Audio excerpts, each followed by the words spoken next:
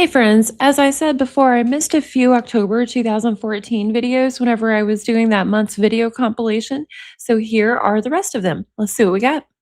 Hey friends, I had to remove music that she put in on this anniversary video, but I found it kind of hilarious that she starts it out with Pepe Le Pew and I can't remember what the girl's name was, the girl skunk, but she used that for her and Nick. And then when she was in prison, Bert and Ryan called his member Pepe. Yeah, it's in a prison email, which I will show whenever I do my final thoughts at the end of this video. Other than that, Jip has just edited her and Nick looking happy together in a few places. Looks like she went through some of Nick's videos to find him looking happy. And that's about it, friends. I do kind of wonder about the leopard print outfit. I don't think I've ever seen her really use that one before. And also the face mask. I wonder if that was something that she used from VisionCon, or did she just see it at VisionCon and kind of get the idea from there? I don't know. What do y'all think, friends? I'm kind of astonished at how much footage she was able to find of Nick looking happy because whenever we go through these videos, we really don't see a lot of him looking relaxed and carefree. It just makes you wonder how much footage she actually had to sit there and scour through to get these little clips of Nick actually looking happy and carefree. Now, herself, still, I don't remember seeing that leopard print anywhere before in any other videos. Let me know if y'all have seen it. She may have just done clips for this. Also, is it just me or is her mask here at the end totally upside down? It definitely looks to me like it's been put on upside down. This video also shows Gypsy's editing skills all the way back in 2014. Now, I wasn't messing with videos in 2014, and it was really hard for me to learn when I started. So I'm always like, wow, she could edit. Although some people are like, Millennial, it was not that hard in 2014. So maybe I was just really dumb about it. But I'm impressed at her editing skills for, the sheltered thing that we all know she was supposed to be. Hi, my amazing King Charming. Happy anniversary, darling.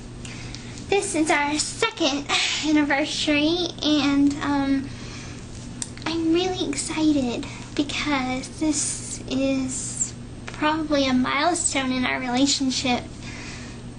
I don't think that any of your other relationships have lasted this long. So once we get into 2 years and 1 day, that's a pretty big deal, because then it would be your longest relationship. And I'm really happy because I feel so complete with you, and I feel like I'm walking on air. I feel this constant feeling of bliss all the time. And it's funny because you had said that it's so easy to make me laugh. Well, yeah, it is. I mean, I couldn't be happier. I'm the most luckiest, blessed woman in the world. Of course, it's going to be easy to make me smile.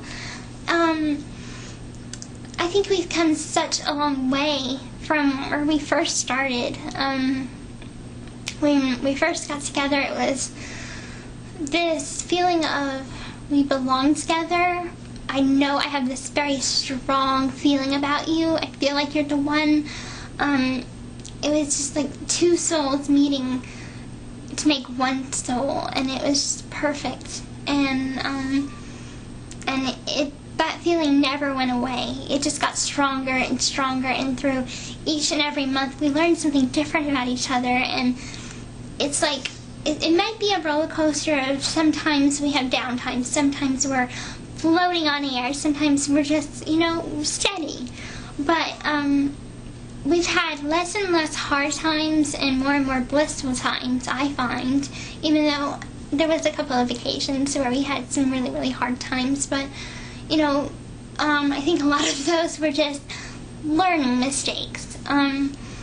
We've gotten to a point where we have opened up completely to each other.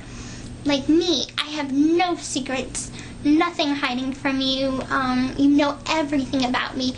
You know, inside, outside, you've seen me not all dressed up. You've seen me dressed up.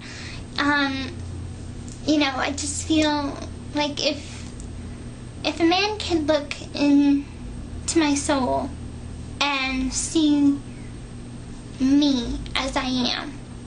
Not my looks, not my voice, not my money or anything like this. Me. You see that, and no one else has. And I think that's part of being a soulmate, is that you were able to look at me and see not just my potential, but you see me as me. And you see me as a part of you. And just like I see you as a part of me, I look in the mirror and I might see you there, standing right next to me, and or even in me. I might see a bit of you in me looking back at me in that mirror, because we are twin soulmates. Or as I recently found out, twin flame soulmates, which means it's even closer than soulmates. It's two or one soul that was ripped apart in a different lifetime, and then in this lifetime found each other again to make a whole soul. So I guess before, whenever I didn't know much about love, I always thought "you complete me" was so cliche, because I was like, people use the word love way too much. They use the word soulmate way too much. There's no such thing as soulmates. I may have believed in true love, but never could understand it because I never felt it for anyone. But little did I knew, I always felt it for someone. I just needed him to come along to show me that, and that was you. And because like I always used to talk to you, as strange as it sounds, I used to talk up to the stars and think if you were thinking about me. Or every birthday since I was 13, I would blow out my candle and wish for you to come and find me, and wish that you'd hear me. And that happened when I was 14. Yes, I made mistakes. When I was 14 and 15, good Lord, all the mistakes I made. And Demona did not help. She just went crazy in that time. And I look back on it now and think, what was I thinking? I kept on hoping that each man I'd see was the one. Even though I didn't love them, I may have told them the L word, even though I didn't mean it. It wasn't until I met you that I realized what true love is, what real love is. And I know the difference now. Before it was so dull. Before it was like, I always said the metaphor this way. It was always like I was drinking water, and then whenever I met you, it was like drinking milk from bliss, milk from heaven. You know, it was drinking the most perfect liquid in the world that makes you feel complete inside, that gives you hope again, that gives you wings. And that has been you, darling. You have always been there to lift me up. You've always been there. For the past 2 years, you've been always just bringing me up, never bringing me down. And I think that we complement each other so well in that way, because even though I have my down times, I'm usually very spunky, chipper personality. That's bubbly part of me. And you have a bubbly side too, even though sometimes you can be serious, just like I can be serious. But the both of us complement each other very, very well, because we're so alike in that way. And it's like, oh my goodness, you like that too? Oh my god! You know, it's just, our playful side is so much fun, and it's just, we fit so perfectly together. And these past 2 years have been the best in my whole life, and I can't wait for more. And I'm going to spend not just the rest of my life, but forever with you, because I'm just that in love. And sometimes I say I'm too much in love because you affect my emotions so much. We can have a misunderstanding and I'll just break down and be like, it was like the end of the world if I displease you or make you sad, because, you know, your emotions affect my emotions, and, you know, it's that twin soulmate thing. And, it's, I'm always striving to make you happy. I'm always striving to spoil you because you deserve it. You're the most wonderful, perfect man. I know you say I'm not perfect, but I find you perfect because I have met douchebags. I have met jerks before, and you're not a jerk. You're a gentleman. You're kind. You're sweethearted. You are the otherworldly. That's the best way I can put it. Otherworldly. Because you're not of this world. You are, I know technically you're human, but you're human from a long time ago. You're my immortal prince. Even though I say you're my King Charming.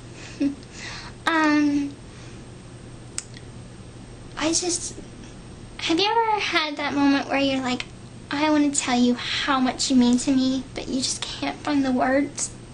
That's one of those moments. When I bare my soul to you, and I'm terrified that that'll be the moment where you're like, I'm done. It's so much easier just to find someone else in your town or whatever. But you never do. And whenever I feel like I'm losing hope, or I feel like I'm failing, you're there to help me up. You're there to bring me up and let me know that we're in this together. There is no I in team, there's just us. We're a team, and we're going to make it in this very difficult world. We're going to make it even though we have challenges that seem to want to tear us apart, like your exes, which I'm not going to talk about that because I promised I wouldn't, but, you know, distance, exes, just this, that, parents, whatever. We're going to peep this thing. We're going to beat everybody, and we're just going to stick together, and we are going to have our dream. And even if the world goes bloody, if the world turns to war and disaster, we are going to be there for each other. I am going to be there for you. We're going to have our happily ever after, because that is the dream that we both want, and we're going to fight for it, and I'm going to fight for you. Just so I know you're going to fight for me. That's the way it's always going to be. I'm always going to have your back, and you're always going to have mine. And we're soulmates. We're in this together. And I look forward to many, many more anniversaries with you, my love. Never, ever forget how much you mean to me, how much you always mean to me. And I will be forever, forever your faithful, sweet, loving, submissive, selfless, ardent wife. So, to end this video, happy anniversary, my King Charming, which I will bow to you, because you deserve it. I love and adore, I love, adore, and worship you, my amazing King Charming. Never forget that all of me, am yours. I belong to you. Good night, my true love.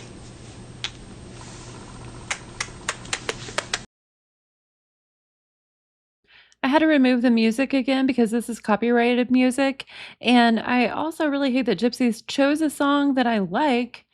That sucks. But I will add some YouTube approved music, and then we'll have final thoughts at the end.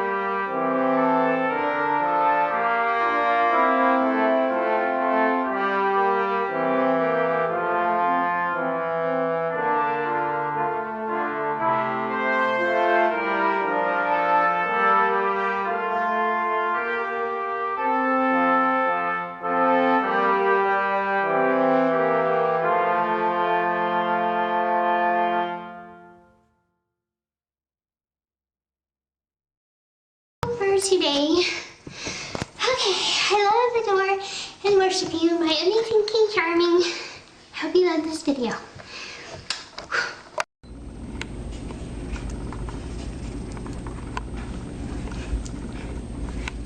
So Gypsy says once they get to 2 years and 1 day, that will be Nick's longest relationship. So we know Nick was with one of his exes for basically 2 years exactly.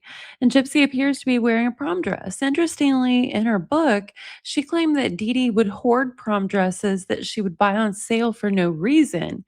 But after watching all these FOIA videos, I feel like it's clear that she was the one who wanted them.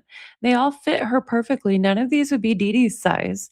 And Gypsy seems kind of delusional when she says she wants a man that sees beyond her looks, voice, and money, because she says this not as if these are things that she lacks and wants them to see beyond, but things that other people would want from her, things she has. And while she does look relatively good in this video, she is presenting to the public like this. So it feels very odd for her to complain about people wanting her for her looks, voice, and money. They were also presenting as 100% charity victims. Now, weirdly, it really sounds like there's a rooster crowing in the background. Does anyone else hear that? And oh my God, how strange is it knowing what we know about how obsessed Gypsy is with the age 13? It's very, very odd to me that she cut off that video and went to a new recording when she was really animatedly mentioning blowing out candles at 13. I wonder what she could have done that she talks about later that she regrets so much at 14. She talks about her mistakes at 14 in the same kind of tone as when she talks about Dan. And she was a full adult whenever she met Dan in 2011. At 14, she wouldn't have been. So, what happened there? Gypsy changes her age in her own mind and private time so much, though, that it's hard to say. She might be talking about an incident whenever she was 19 and she's considering herself 14 in her mind. Also, she mentioned that Demona didn't help at that time and caused so much trouble, which further makes me think that my theory might be right, that Demona has always been with her, maybe as an imaginary friend as a child. And then later, when she learned about DID, she possibly decided to take on Demona as an alter. I still think Demona is more real to her than her other alters. She has never mentioned Demona again since the murder, as far as I can tell, and she left Demona out whenever she listed on the stand under oath all of her alters that she said she created for Nick. Gypsy rambles on and on about soulmates and how wonderful Nick is, and then implies that Nick's exes want to tear them apart. But she says she told Nick that she wouldn't talk about that. And she briefly mentions parents as something between them, keeping them apart, that they'll get around. And she says she'll always have his back and he'll always have hers. In the last video, Gypsy danced for around 3 minutes and 20 seconds and sounds a little more out of breath than the last time she danced longer, but still nowhere what she should be if Dee Dee actually kept her in a wheelchair behind closed doors all the time, as she claimed. And I do have a theory about why she's claiming that I'm going to put in a second video. Well, we are at the end of the additional October 2014 videos that I missed. We'll go out with a palette cleanser and let me know what y'all think in the comments, friends. Have a good day.